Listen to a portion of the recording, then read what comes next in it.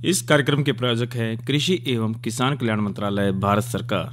हर जोखिम से निकल कर फसल आए, सुरक्षित हो जाए। फसल बीमा से हर किसान अब आत्मनिर्भर हो जाए। संकट के समय प्रधानमंत्री फसल बीमा योजना किसानों के लिए वरदान है। अब सूखा पड़े या बाढ़ आ जाए, कोई डर नहीं। अब ओले पड़े या कीट पतंगे फसल खा जाए, कोई फिक्र नहीं, क्योंकि हमने लिया है प्रधानमंत्री फसल बीमा।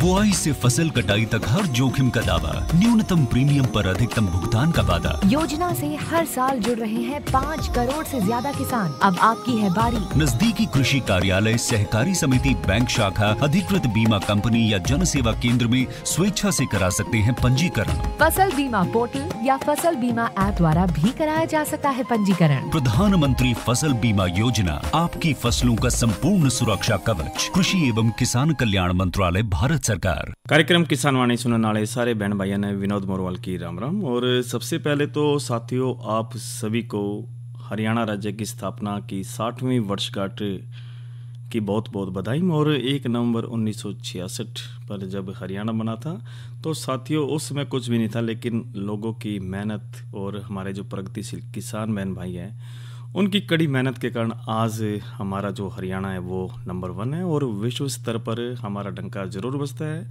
और यहाँ की चाहे बेटी हो चाहे बेटे हो, हमेशा कंधे से कंधा मिलाकर जरूर चलते हैं। और जय जवान जय किसान का जो नारा वास्तव में वो हरियाणा अग्रिम पंक्ति में उसको पूरा करता है, क्योंकि हर दूसरा घर जब हरियाणा की बात करते तो हर दूसरा घर भाई देश की सीमा पर अपना योगदान जरूर दे रहा है। और वही हमारे जो परिवार से भाई जो खेती बाड़ी को भी हम आगे ज़रूर बढ़ा रहे। तो सबसे पहले तो आपको बहुत बहुत बधाई हरियाणा राज्य की स्थापना की 60वीं वर्षगांठ पर, क्योंकि उसके अंदर जो मेहनत है वो आप सभी की ही बदौलत है। और साथियों, कार्यक्रम किसान वाणी में वैसे तो हम बहुत कुछ लेकर आते हैं और महत्वपूर्ण चर्चाएं ज़रूर लेते हैं। और आज 1 नवंबर है और हरियाणा दिवस तो है ही। और 1 तारीख को, हमेशा महीने की पहली तारीख को हम इस माह के कृषि कार्यक्रम आपके बीच में लेकर आते हैं। और उसमें महीने भर भाई हमने क्या काम करना है उस सभी चर्चाओं को हम ज़रूर शामिल करते हैं। और इसके साथ मनोरंजन भी है और महत्वपूर्ण बातचीत भी आपको ज़रूर सुनाएंगे। लेकिन कार्यक्रम की शुरुआत हमेशा आज के कृषि प्रश्न से। और आज का कृषि प्रश्न है, हरियाणा में प्रथम अनाज बैंक कहाँ पर स्थापित किया गया था। साथियों, उस जिले का आपको नाम बताना है जहाँ पर हरियाणा में प्रथम अनाज बैंक स्थापित किया गया था। और इसका जो आप सही उत्तर आप हमारे को 9466021336 पर आप ज़रूर 6:50 से पहले एसएमएस के माध्यम से जरूर दीजिए, यानी 94,660-21,336 पर आप हमारे को एसएमएस से ज़रूर कीजिए। और भाई जो सही उत्तर देगा भाई उसका नाम भी ज़रूर बचेंगे और उसको मैसेज को हम ज़रूर शामिल करेंगे। और इसके साथ साथ साथियों, ये तो रहा आज का कृषि प्रश्न और महत्वपूर्ण बातचीत। जिस तरह भाई हम प्रगतिशील किसान बहन भाइयों के पास भी जाते हैं और जो विशेषज्ञ हैं उनसे भी ज़रूर हम बातचीत करते हैं, ताकि हम हमारे जो कृषि है उसको आगे बढ़ावें। ऐसे ही साथियों, हमने बातचीत करी भाई सोनीपत के अंदर मुरथल में, जहाँ पर रीजनल रिसर्च सेंटर है मशरूम का। और मशरूम उत्पादन व प्रणाली के सदुपयोग पर मशरूम वैज्ञानिक डॉक्टर अजय सिंह यादव जी से हमने बातचीत जरूर करी थी, जो मशरूम रिसर्च सेंटर के रीजनल डायरेक्टर हैं। और साथियों, इन्होंने वास्तव में बहुत महत्वपूर्ण बातचीत कुछ के अंश हम आपको ज़रूर सुना देते हैं। और महाराणा बागवानी विश्वविद्यालय जो इसी के अंतर्गत ये जो उत्पादन सेंटर है, और यहाँ पर जो बातचीत करी उसके हम आपको अंश जरूर सुनते हैं डॉक्टर अजय सिंह यादव से महत्वपूर्ण बातचीत। डॉक्टर अजय सिंह, मशरूम वैज्ञानिक, महाराणा प्रताप बागवानी विश्वविद्यालय मशरूम रिसर्च सेंटर मुरथल से किसान भाइयों को यहाँ पर मशरूम के ऊपर के विभिन्न विषयों के ऊपर प्रशिक्षण देते हैं। मशरूम का बीज, खाद और जो भी समस्याएं मशरूम उत्पादन में आती हैं उसके ऊपर हम सब जानकारी यहाँ देते हैं। किसानों के खेत के ऊपर भी जो मशरूम उत्पादन कर रहे हैं या दूसरी कोई हॉर्टिकल्चर में प्रॉब्लम्स आती हैं, खेती में प्रॉब्लम आती है, उनको जाकर मौके ऊपर जाके उस समस्या का समाधान करने का कोशिश करते हैं। गत 24 सालों में यह इसके अंदर से लगभग 25,000 से ज़्यादा नौजवान साथी, स्टूडेंट्स, किसान भाई यहाँ से प्रशिक्षण लेके गए हैं और उसका परिणाम ये हुआ कि आज हरियाणा का मशरूम उत्पादन में एक अच्छा नाम है। लगभग 20,000 टन के आसपास मशरूम का उत्पादन यहाँ हमारे प्रदेश में होता है और मशरूम उत्पादन के अग्रणीय राज्यों में भारत देश में हरियाणा का नाम आता है। मशरूम उत्पादन से यहाँ के किसानों को, नौजवान साथियों को, पढ़े लिखे नौजवान साथियों को कह सकते हैं हम, जो बीटेक, एमए, एमकॉम वाले बच्चे हैं, उन्होंने भी इस व्यवसाय को अपनाया है और अच्छा स्वरोजगार और स्टार्टअप के तहत जो है उन्होंने अपना मशरूम का उत्पादन का, मशरूम का बीज बनाने का, मशरूम का मार्केटिंग करने का, मशरूम का प्रशंसन करने का अनेकों जो काम जो है मशरूम से संबंधित यहाँ के किसानों ने, यहाँ के नौजवानों ने स्टार्ट किया है। मशरूम का बीज, मशरूम का खाद, मशरूम के ऊपर प्रशिक्षण, मशरूम में आने वाली जो दिक्कतें हैं सब समाधान करता आया है, जिसकी वजह से आज हरियाणा प्रदेश मुख्य तौर पे मशरूम उत्पादन के लिए जाना गया है। और ये पूरी जीटी रोड बेल्ट पे, विशेषकर जो सोनीपत, पानीपत है, इसमें मशरूम उत्पादक बहुत बढ़ गए हैं और प्रणाली का जो धान की प्रणाली है उसका सदुपयोग करके यहाँ के किसानों ने दिखाया है। यहाँ के किसान धान की जो फाने हैं, पराल है, उसका झोपड़ी में भी उपयोग करते हैं, झोपड़ी बनाकर, और उसी से खाद भी बनाते हैं पराली से, और खाद बना के मशरूम का बीज यहाँ से प्राप्त कर लेते हैं और ट्रेनिंग प्राप्त करके मशरूम का उत्पादन कर रहे हैं, जिसकी वजह से हरियाणा प्रदेश और सोनीपत विशेषकर काफ़ी आगे बढ़ गया है। ये नौजवान साथियों के लिए एक स्वरोजगार का अच्छा साधन उभर के आया है। साथ साथ आजकल नौजवान जो पढ़े लिखे साथी हैं, उन्होंने स्टार्टअप के तहत भी मशरूम उत्पादन, मशरूम का बीज के उत्पादन, मशरूम का प्रसंस्करण आदि में रुचि दिखाई है, जिसकी वजह से कई स्टार्टअप भी मशरूम में आए हैं।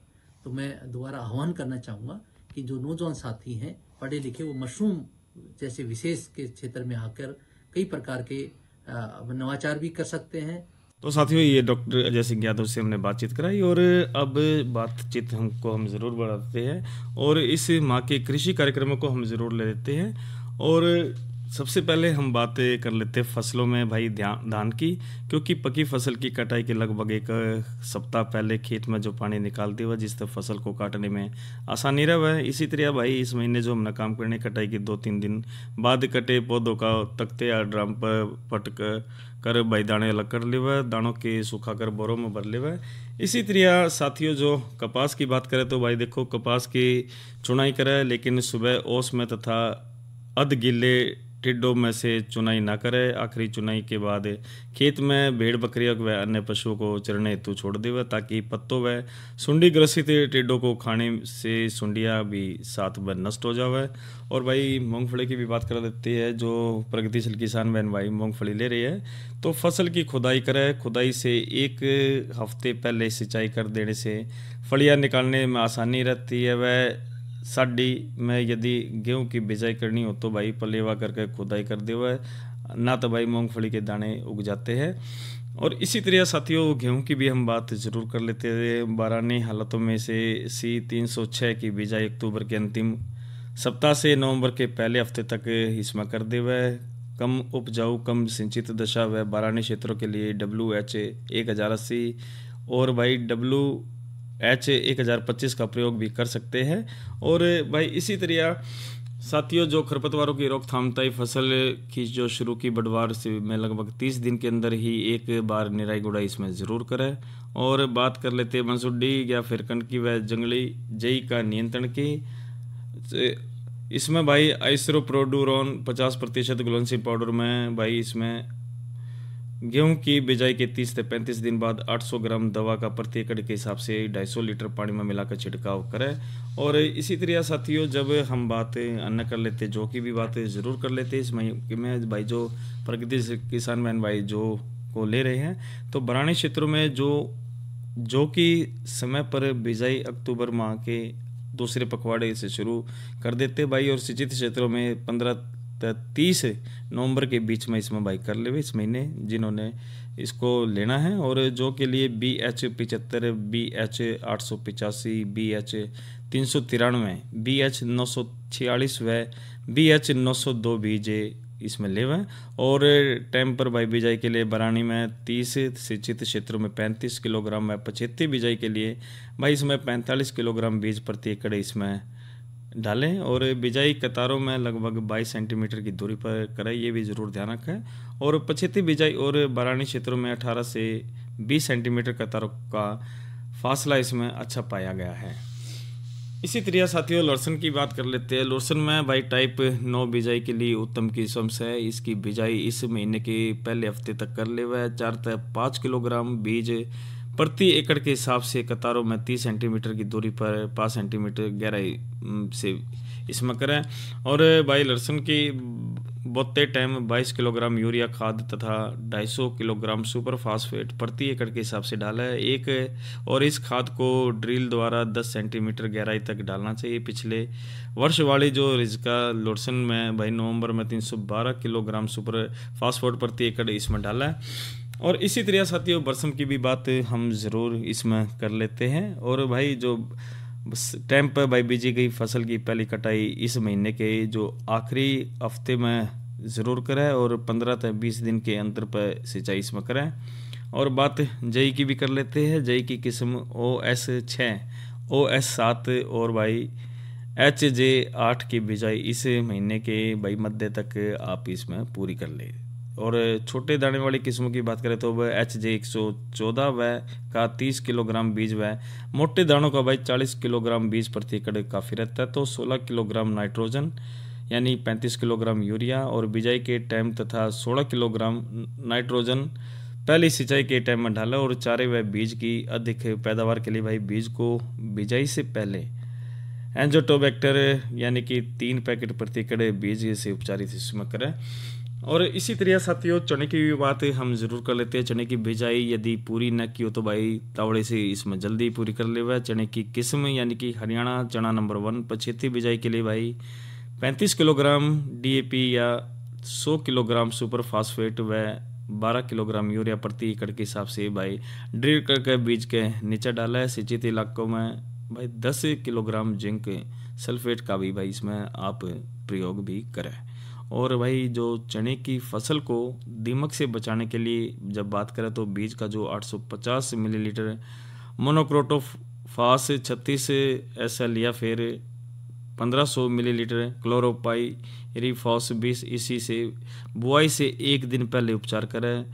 लेकिन भाई उपचार से पहले कीटनाशकों को पानी में मिलाकर कुल 2 और लीटर घोल बना हुआ है और इसी तरह फिर 200 किलोग्राम बीज में मिलाए। और रोगग्रस्त बीज के द्वारा उत्पादन अंगमारी से बचाव के लिए भाई जो बाविस्टीन यानी कि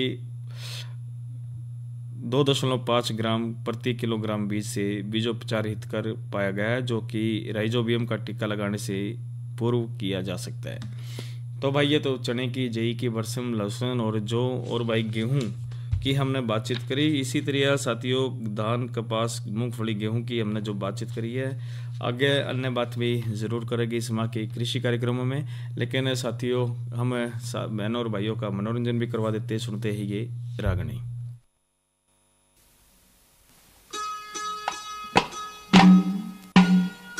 चिट्ठी में तो आंसू पड़ रहे उस घोंघट आड़ी के बॉर्डर पर याद करूं मैं नखरे घरे आड़ी के। चिट्ठी में तो आंसू पड़ रहे उस घोंघट आड़ी के तेरे बॉर्डर पर याद करूं मैं नखरे घरे आड़ी के। चिट्ठी में तो आंसू पड़ रहे उस घोंघट आड़ी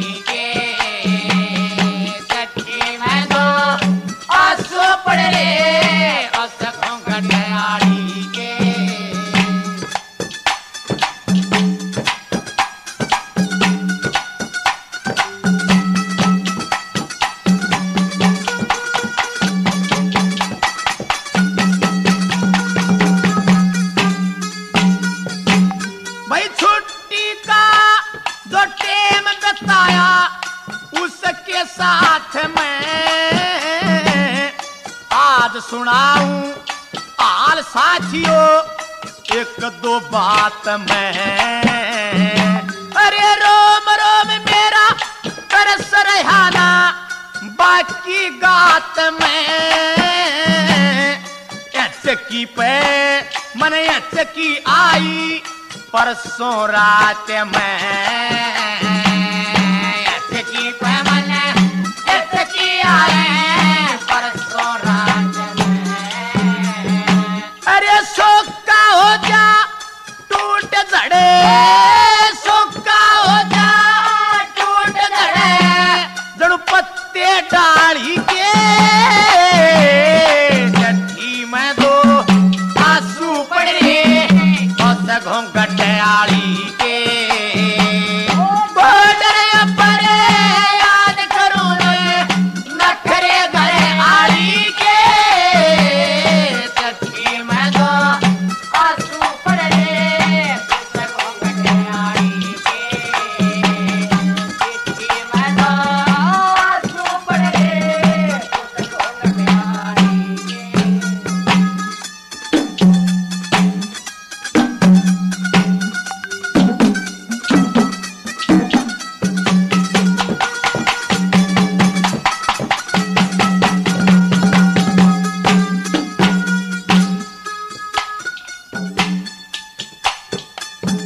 तेरे करके यादें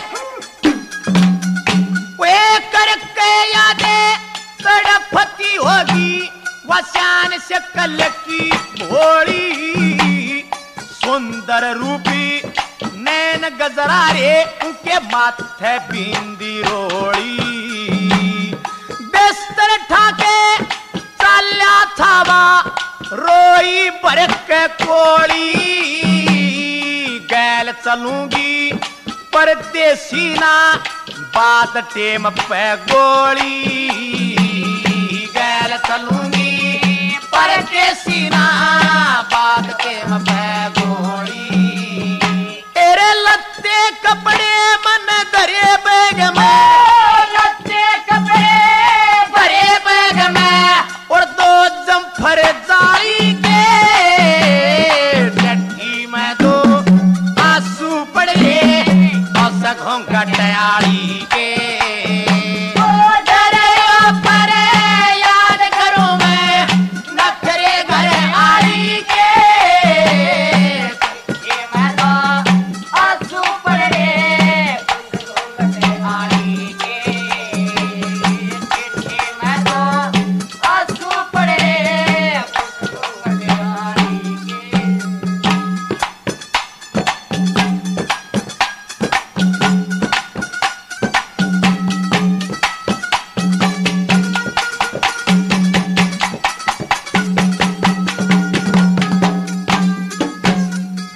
तेरे खेता के मैं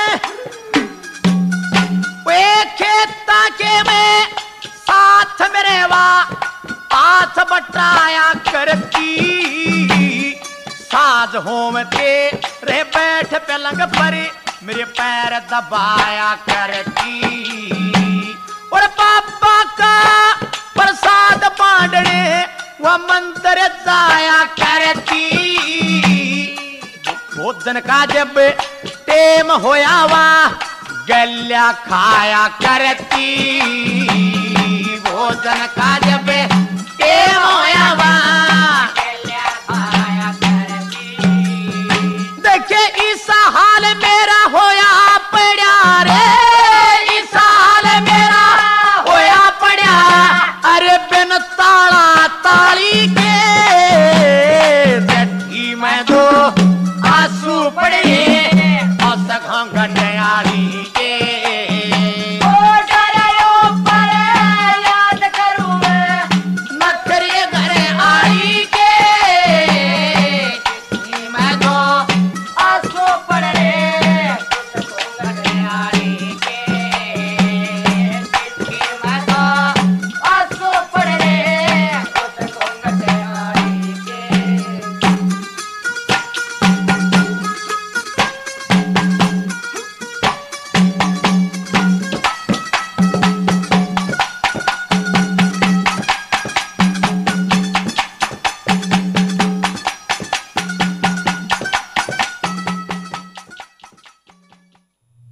तो साथियों, ये आपने रागनी सुनी, मेर सिंह की हिट रागनियों में से हमने लिया था। और भाई वास्तव में बहुत बढ़िया लेखक कवि रहे हैं। और भाई फौज के अंदर वो अंतिम समय जब होता है भाई, लड़ाई का होता है, तो वो पूरा परिवार भी याद आ जाता है। और भाई जिसके साथ पूरा संघर्ष जब जीवन का बीतता है तो वो पल जरूर आ जाता है, अपने बच्चे भी याद आ जाते। तो वही एक जो मंजर का भाई जो कवि मेर सिंह है उन्होंने याद किया। और इनकी जो कविताएं जब लेखनी जब चलती तो साथी वो वास्तव में लोग आज उनको जब याद करते तो काफ़ी नमन भी करते हैं। और गांव बरोना खरगोदा जो ज़िला सोनीपत में इनका जन्म हुआ है। और जब देखते भाई इनके जन्मदिन पर भी भाई वास्तव में बेहतर कार्यक्रम भी होते हैं। तो ये बात तो करी हमने भाई मेर सिंह की। और बातचीत हमने शुरुआत में करी थी आपसे आज के कृषि प्रश्न में। भाई आज का जो कृषि प्रश्न था, हरियाणा में प्रथम अनाज बैंक कहाँ पर स्थापित किया गया था? भाई पानीपत जिला है हरियाणा के अंदर। और सबसे पहले भाई प्रथम अनाज बैंक स्थापित किया गया था।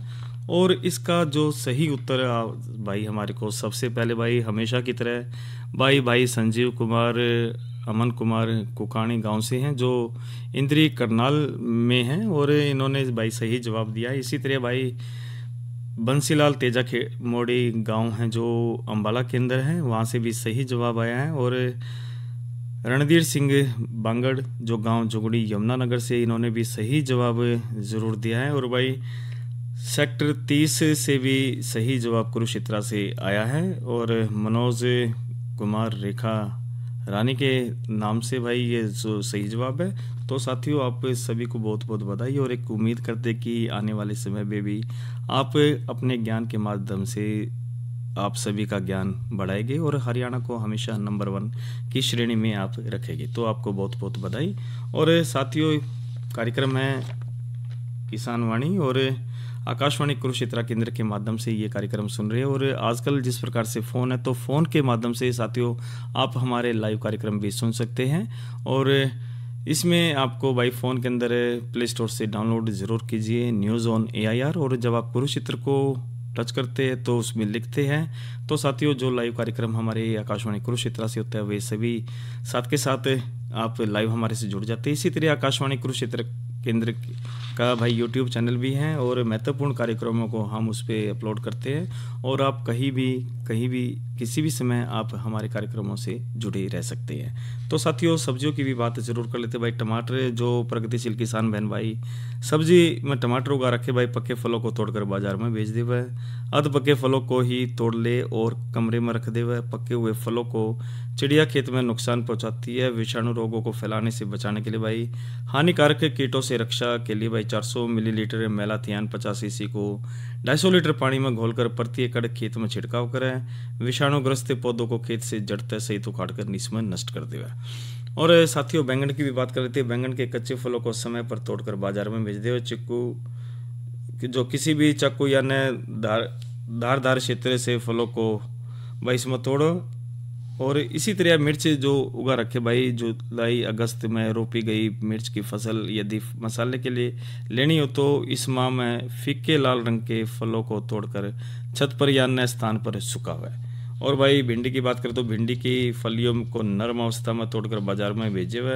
वर्षा ऋतु में बीजी गई फसलें इस माह तक समाप्त हो जाती है।